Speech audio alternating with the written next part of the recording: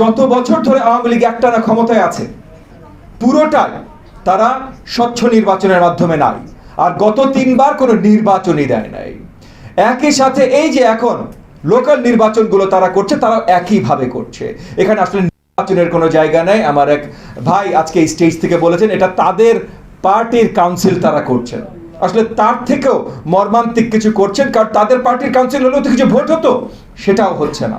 এটা পুরোপুরি তাদের ক্ষমতা থাকার জন্য যাদেরকে যেখানে বসাতে হবে সেগুলোর একটা নোংরা খেলা। এবং এই নোংরা খেলার সাথে সাথে আজকে যে বারবার কথাগুলো উঠে এসছে যে ভূ রাজনৈতিক খেলাও এখানে আছে।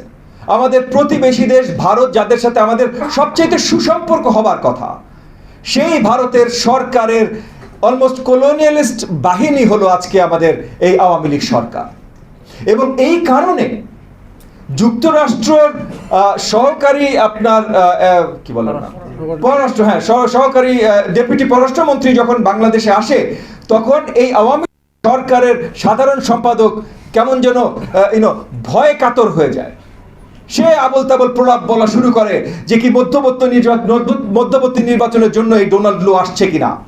ডোনাল্ড লু আসলে তাদের এত ভয় কিসের? কারণ এর আগের বার যখন এসেছিল তখন ডোনাল্ড লু বারবার করে একটা স্বচ্ছ নির্বাচনের কথা বলেছিল। আর স্বচ্ছ নির্বাচন আওয়ামী লীগের জন্য সবচেয়ে বড় জিনিস। আওয়ামী লীগ কোন জিনিসে সবচেয়ে বেশি ভয় পায়? স্বচ্ছ নির্বাচন। তার মানে আওয়ামী লীগ সবচেয়ে বেশি ভয় পায় এই দেশের জনগণকে। স্বচ্ছ নির্বাচন হলে জনগণের হাতে ক্ষমতা যাবে, এইটা আওয়ামী লীগ ভয় পায়।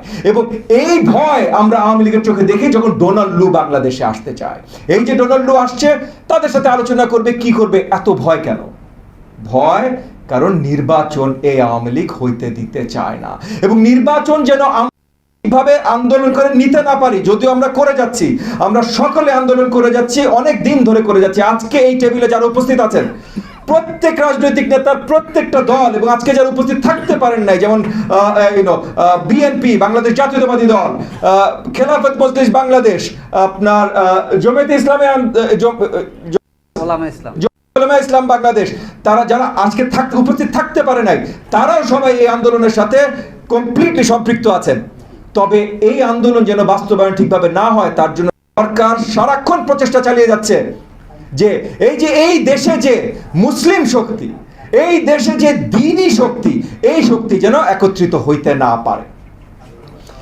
প্রত্যেকটা দলের ভিতরে ভেদাভেদ সৃষ্টি করার জন্য যত কিছু করা সম্ভব এই আওয়ামী লীগ করে যাচ্ছে।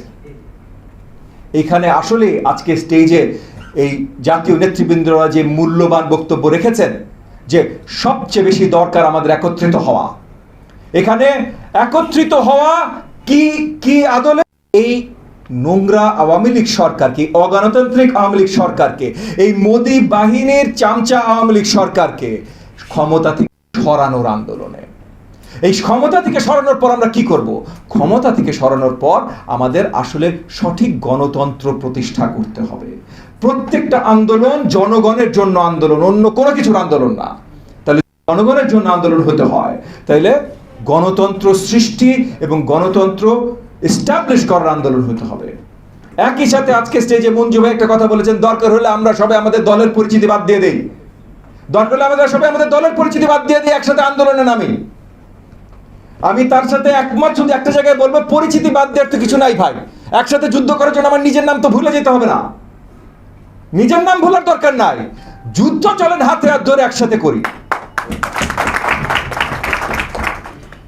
আমরা এই যে আজকে উপস্থিত হয়েছি, আমরা আজকে আলোচনা করেছি এবং আমরা সবাই একমত যে জাতীয় নির্বাচন যেমন প্রহসনের নির্বাচন ছিল, এই উপজেলা লোকাল নির্বাচন ওই একই প্রহসনের নির্বাচন, এই আওয়ামী লীগের দ্বারা কোনো নির্বাচন হবে না। তবে আমরা শুধু কথা বলেও নির্বাচন ঠেকাতে পারবো না।